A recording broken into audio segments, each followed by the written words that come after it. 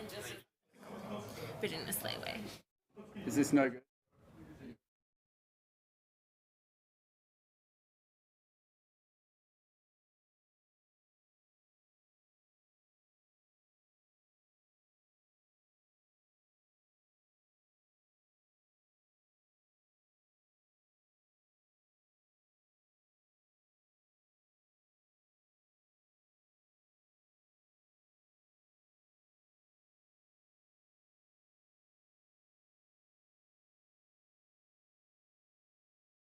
I'd like to acknowledge the Wurundjeri people of the Kulin Nations as the traditional owners of the land on which the university stands. We respectfully recognise elders past and present. Welcome to Newsline, live from the RMIT studios.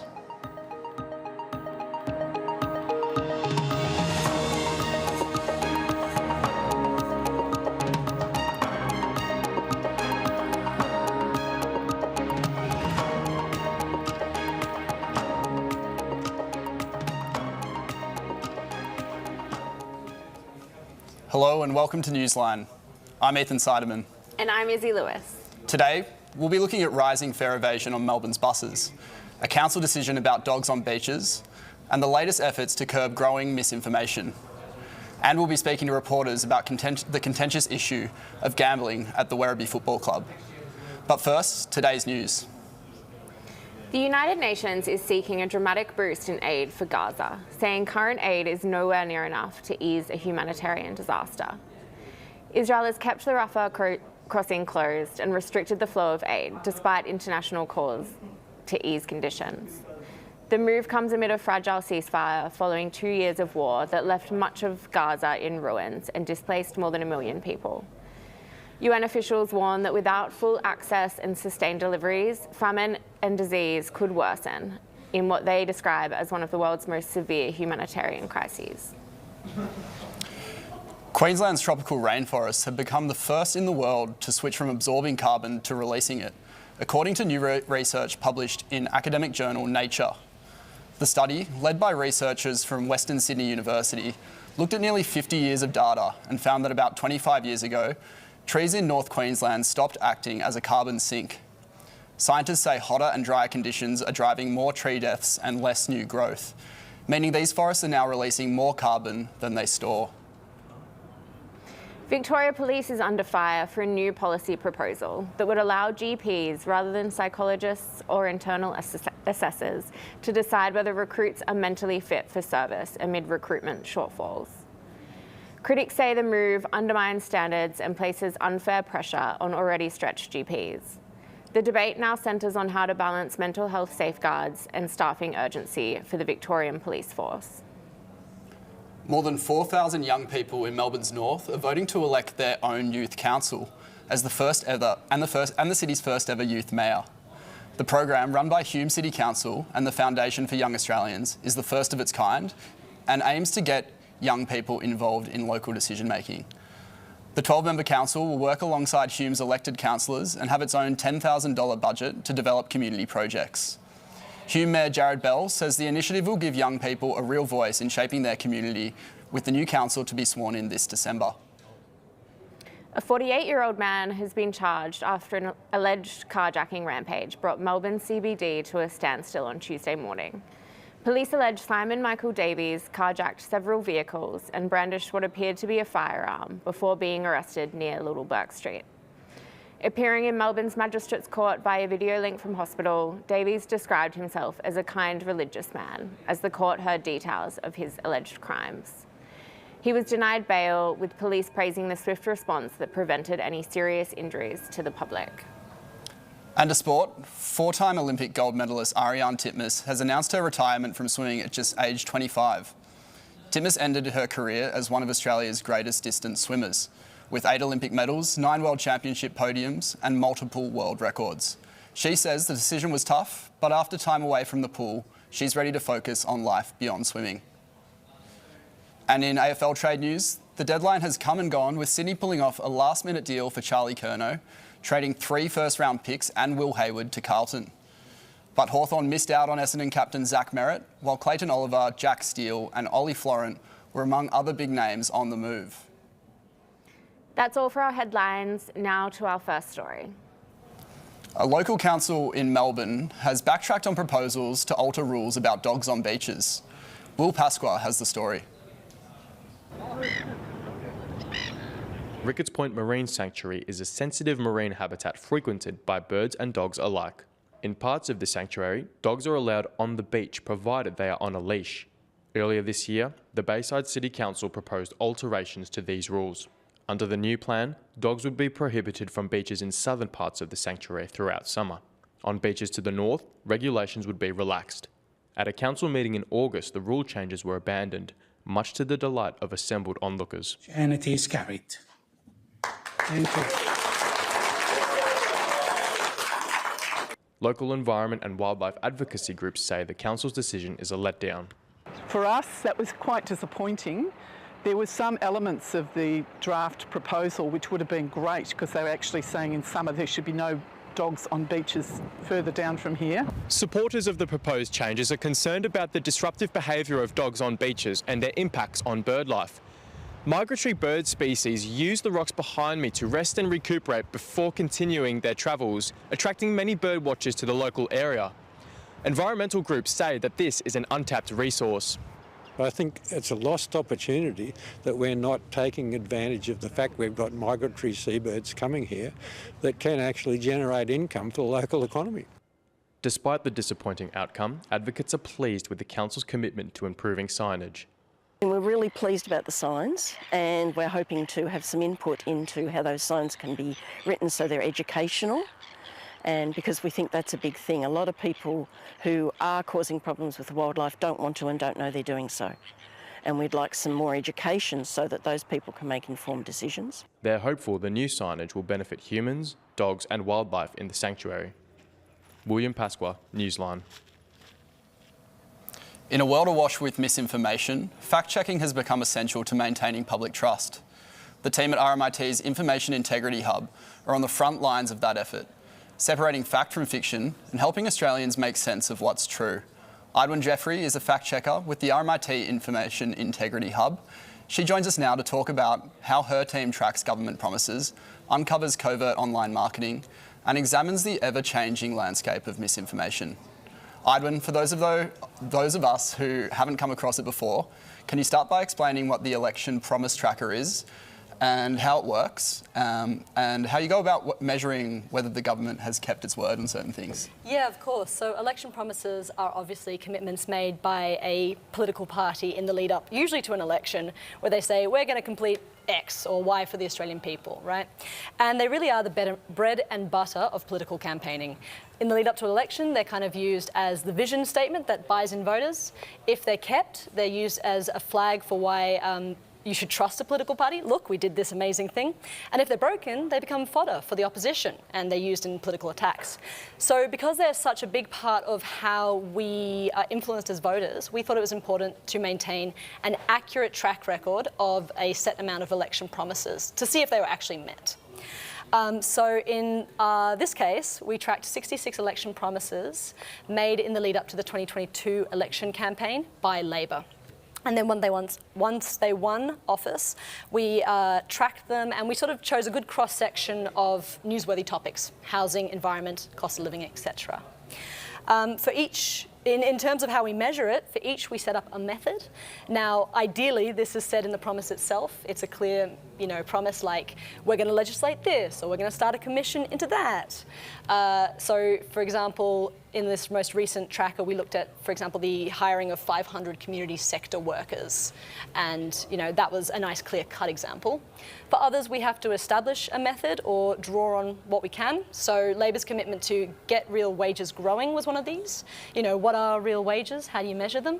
So we took the view that real wages had to have increased by the end of the election period as comparative to March 2022. And so that was a case where we had to establish something.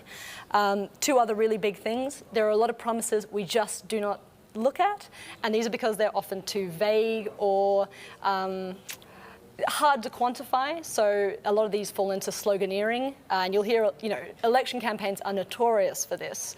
A classic example in Australia is the promise to create more jobs. what does that look like? So we stay away from that, and we also try to rely on, obviously, independent sources where possible, and making sure that our data, where possible, is publicly available so people can track our method and see our updates. So your analysis shows Labor delivered roughly 70% of its key election promises. How should voters read that figure? Is that a strong record, or does it mask some major gaps in areas like cost of living and housing? Yeah, I mean, 70% is a strong passing mark. It's actually on par with global average. We know from research that democratic governments tend to roughly fulfill about 2/3 of their election commitments. So I guess Labor's meeting that mark. And that's despite a popular misconception that politicians are always breaking their word. Labor tended to perform well in their traditional strengths: economy, employment, education. In terms of cost of living, though, we did see they did fail to meet their target of increasing real wages. So that would perhaps be a broken promise there. And especially, actually, the latest data from June shows that real wage growth is still at 1.7%, which is still below sort of their original commitment and what it was before the election. For housing, we tracked the Help to Buy scheme, which was Labor's pledge to help 10,000 home buyers buy their first home potentially, and it offered like up to 40% to contribute to that cost of property. We found that that promise had actually been thwarted. It took so long to get through Parliament and for the legislative rollout that by the time they had got their draft of directions together, the election had been called. So they wound up not being able to finish it. And because no homeowners actually benefited under the scheme during the campaign, we said it was thwarted in this term. Now that Labor's won, I guess we could see some progress on this and this could be achieved. But obviously we stick to a term basis. I should also say that they did fail on big commitments outside of the economy. For example, they didn't establish a Makarrata Commission for truth-telling and treaty, as per promise. That seemed to have been stepped away from following the Voice referendum outcome. So that's one case. There are also weird cases where a broken promise might be potentially seen as a good thing. So Labor had originally promised to uphold the coalition's stage 3 tax cuts, and they actually backflipped on that and changed that tax system. And we looked at surveys at the time which showed that the Australian public were actually okay with that choice. So that might have been seen as actually breaking the promise brought around cost of relief in a weird way. Finally, Edwin, what other trends have you noticed this year? Are more politicians or online creators getting more sophisticated in how they bend the truth, do you think? This is a really interesting question, and I think it's not necessarily sophisticated. Not necessarily sophisticated. A lot of information relies on old tricks, sowing doubt, claims out of context, reheating old newslines or news headlines or footage. What we have seen is a boom of disinformation and misinformation. So it's really just wading through it. In Australia, we haven't seen yet a massive uptick in deepfakes, which are hyper-realistic digital fakes or representations of a person. However, with the launch of OpenAI's Sora 2, that could change next year. Probably what we've seen most interestingly this year has been the impact of AI in misinformation, and also AI used in fact-checking. So there's sort of a very let's use AI to fact-check this approach that just doesn't work. For example, we know that a lot of AIs and the large language models behind AIs are often wrong. Some estimations put that at 60% of the time. We know that quick fixes like Google's AI overview can often be deeply flawed. Earlier this year, it was suggesting people eat rocks in a question to whether you should eat rocks. And also there can be chatbots who actively spread misinformation. So during the recent Charlie Kirk assassination, X's AI chatbot Grok said that he was actually still alive, and it was a joke. So I think what's happening is we're not seeing a lot of new, sophisticated, stealthy marketing. We're seeing a lot of old tricks that are just booming, and people have to wade through the junk. Certainly is a complex world. Edwin, Jeffrey, thank you for joining us on Newsline. No worries, pleasures. We're heading to a short break now. We'll be back with international news with William Pasqua and a look at public transport in Melbourne, or how public transport in Melbourne might change with the new Myki system set to be introduced next year. Stay with us.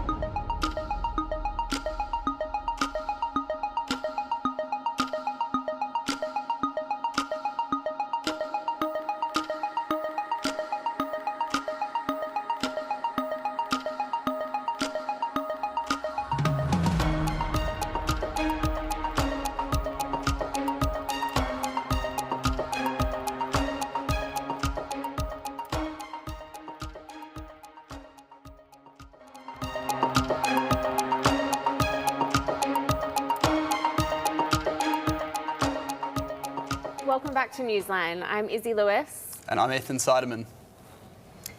We'll now take our attention to international news with William Pasqua. Thank you, Izzy. In the US, dozens of journalists have walked out of the Pentagon after refusing to abide by new restrictions. Secretary of War Pete Hegseth imposed a new media policy that would see journalists expelled if they reported on unauthorised information. The Pentagon Press Association, which represents 56 news outlets, has raised concerns about the new rules.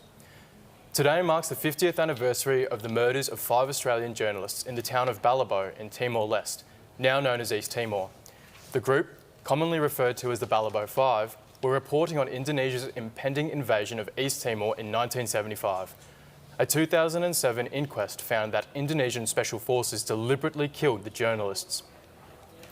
US President Donald Trump says he is considering striking land targets in Venezuela. US forces have conducted at least 5 strikes against vessels suspected of carrying drugs in the Caribbean in recent weeks. 27 people have been killed in these strikes.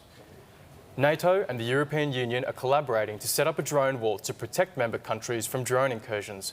Drone incidents have occurred in Denmark, Germany and Poland in recent months, leading EU leaders to call for more protections. NATO's Secretary-General Mark Rutte has reiterated that NATO is not an aggressor.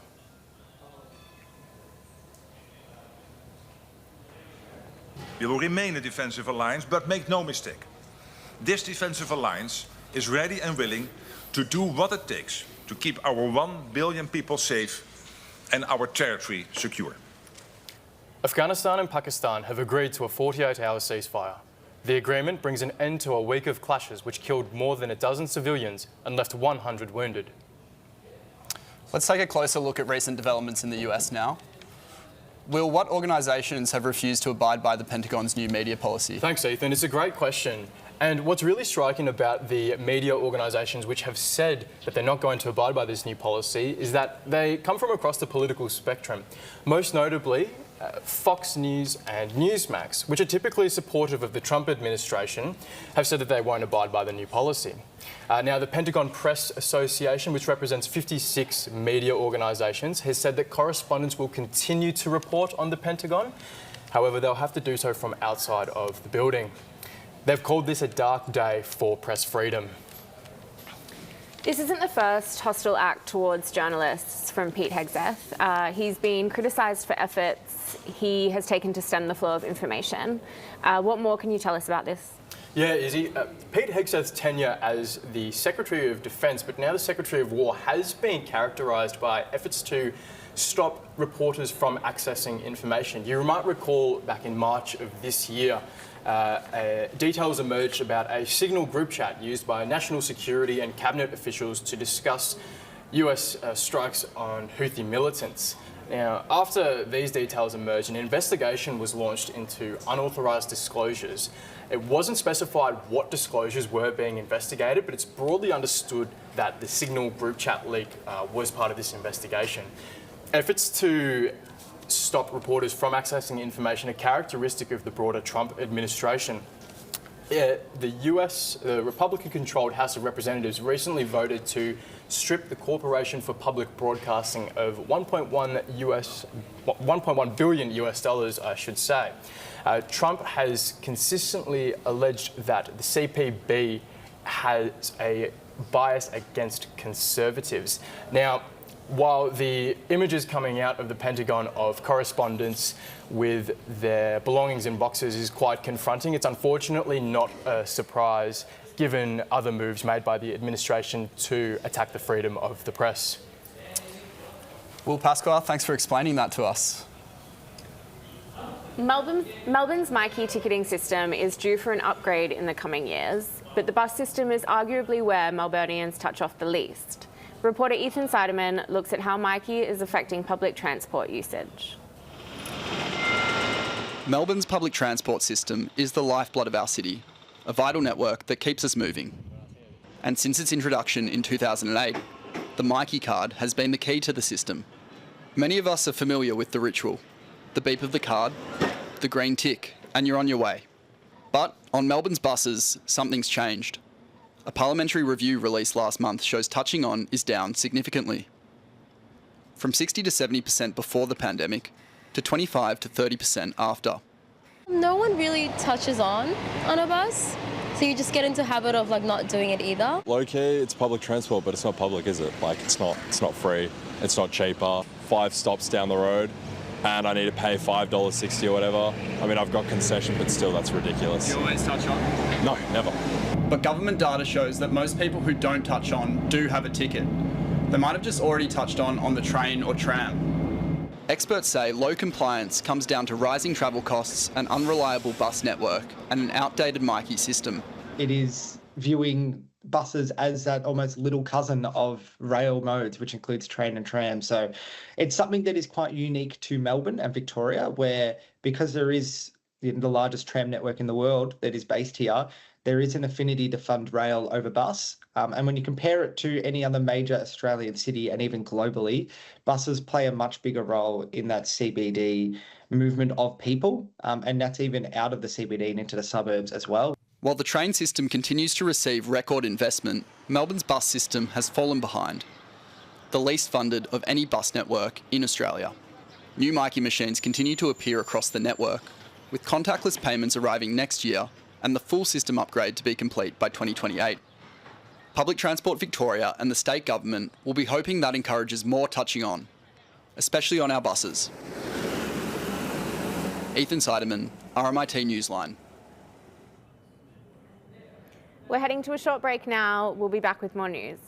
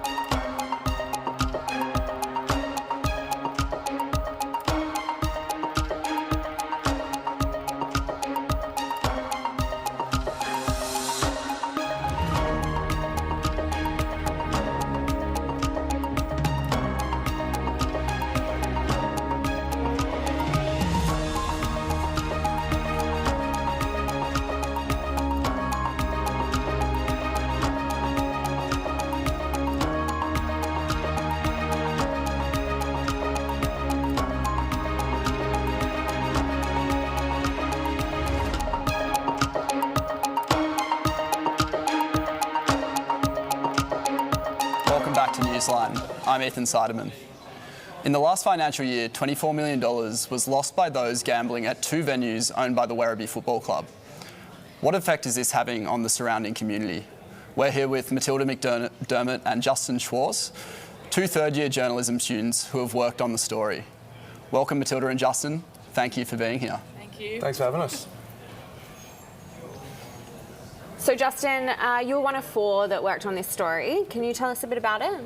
Yeah, so our story is about the Werribee Football Club and their focus on the 2024 Premiership, which they ended up winning. It turns out that Werribee are a standalone club, so they don't have any AFL affiliation behind them, and these clubs typically aren't very viable financially. They struggle to create profits, and in 2020 they recorded a $1.5 million loss, and then in 2021 they got approval from the VGCC to get 70 pokies machines along with the almost 80 they have in the Tigers clubhouse. So they own about over 150 pokies machines, and that's how they gain their revenue. There's been a pattern of independent VFL clubs struggling. Was this something you were aware of before you started researching? Yeah, so as being a Mornington Peninsula native, the Frankston Footy Club went through a lot of turmoil in 2016 when they had pokies and then went into financial debt, which resulted in them losing their VFL licence in 2017. And this has become an evolving story, and it's become frequent with the Preston Footy Club just a few weeks ago losing their VFL licence, and their contract's been terminated for 2026. Matilda, gambling can be a sensitive topic, especially when a football club is a big part of the community that is losing money from the venues that they own. Did you come across any issues writing this article due to the sensitivity? Yeah, we did. We struggled finding a human face to the story. You know, these gambling addictions can be very hard to come forward about. We managed to find someone who was brave enough to speak about their experience, especially one that lives in that area. We tried so hard to try and find someone who lived not far from these venues, so they were brave enough to come forward and tell their story. But obviously we can't film in pokies, we can't, take photos because of these laws in place. And we also struggled with finding sources. Like we tried to contact the Werribee Football Club about their side of the story, and they wouldn't come forward. Contacted multiple times, and it is a sensitive subject to talk about, so maybe they didn't want to bring attention to it. But we did manage to get some independent VFL clubs on the record. We got Preston Football Club, Neil Howard. He was pretty candid about the effects that this has. And we also got Frankston Football Club on the line as well. What was the goal in writing this piece? Was it about informing the Wynnum community about the harm that gambling causes, or did you want to bring light more to what standalone clubs actually have to do to survive? A little bit of both. So our goal was to bring these issues to the light. All this information is out there publicly. We just wanted to put it together, make sure it's clear and concise for people to read and understand what is really happening. VFL clubs have had their struggles, like Justin said earlier. The Preston Football Club recently lost their licence due to mounting debts. We really wanted to bridge these two ideas together and create a sense of balance in the story. There is a real moral dilemma happening right now, and we wanted to bring that to light for people. And that story will still soon be available at the west side of Matilda. And Justin, thank you for joining us today. Thank you, guys. That's the end for the first part of Newsline. We'll be back with more news at 4:30. Stay with us.